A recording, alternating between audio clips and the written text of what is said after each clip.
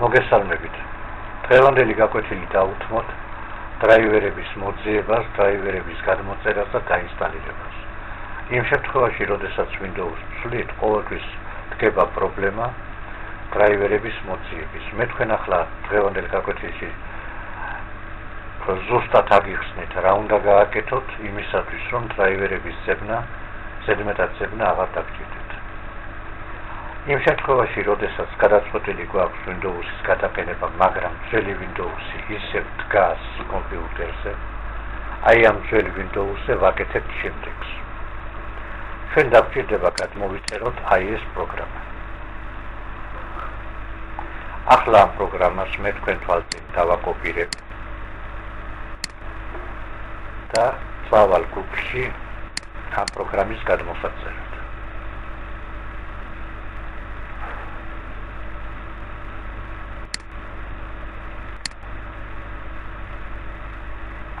შევდივართ Google-ში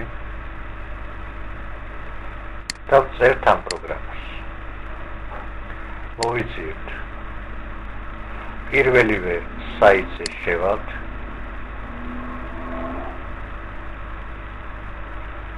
და ვაძლევთ აი ამ ღილაკს, სკაჩად. აქაც იგივეს გავიმეორებთ. დაიწყება გადმოწერა. როგორც ხედავთ, ჩვენი პროგრამა იწერება. ეს პროგრამა რომ გადმოიწერება, განახებთ როგორ გავხსნათ და როგორ ვიმუშაოთ პროგრამაში, როგორ გავაკეთოთ რეზერვი ჩვენ დრაივერების. იმ დრაივერების, რომლებიც ამჟამად მუშაობენ უკვე ძველი Windows-ზე ჩვენ Windows-ში.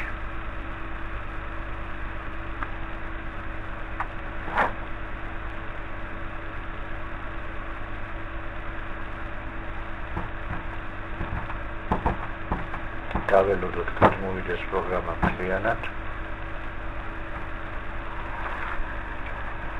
როგორც ხედავთ, გადმოიწერა პროგრამა. ვთიშავთ ბრაუზერს და ვეძებთ გადმოწერილ პროგრამას.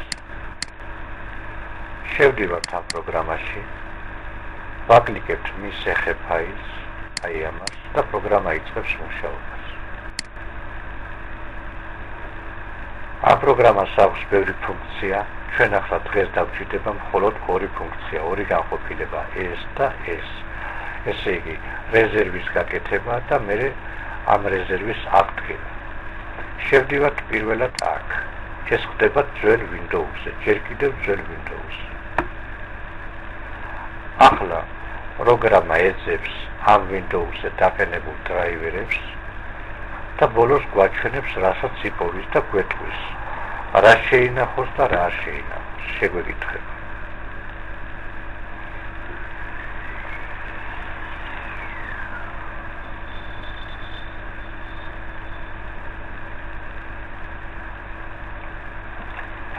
აი ახლა პროგრამა მოგცა სამი სახის დრაივერების კრებული და გვეკითხება, რომელი შეინახოს. ჩვენ ამ ორს ვთიშავთ, ესენი არ დაგჭირდება, არ არის აუცილებელი. გამონაკლის შემთხვევაში ესაც ხდება აუცილებელი, მაგრამ ეხლა არ გვინაჩვენეს. პირველს ვტოვებთ აღნიშნულს და ვეუბნებით შეინახე. პროგრამა გვეკითხება, სად შეინახოს. სჯობია მივუთითოთ შეინახოს რაბოჩი სტოლზე. აი აქ. და ვეუბნებით დალე. აი აქ დაიწყება ახლა შენახვა, პაპკა გაჩნა, რომელშიც ინახავს ჩვენი დრაივერების კრებულს ინახავს ეს პროგრამა. კოპიას, რეზერვს ინახავს.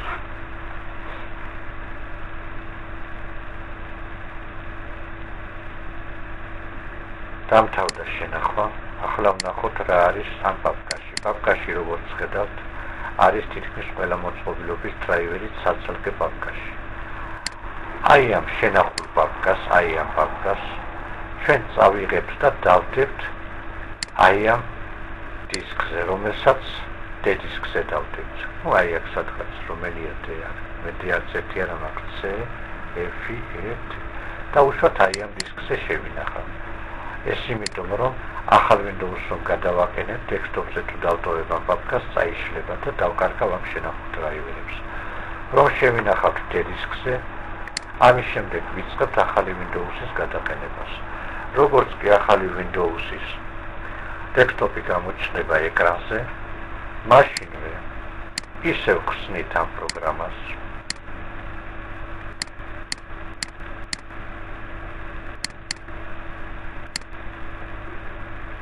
და ახლა უკვე მეორე განყოფილების მაგალითად ვაძლევთ მესამე განყოფილებას. რეზერვირებული დრაივერების აღდგენის განყოფილებას. ვაწვევით ამას. პროგრამა გვიჩვენებს რამოდენიმე რეზერვის პაპკას. ჩვენ გვინდა IIS. ჩვენი პაპკა IIS პაპკა. არის IIS პაპკა პირველი. ვაკლიკებთ ამას და ვეუბნებით, რომ აღადგინე.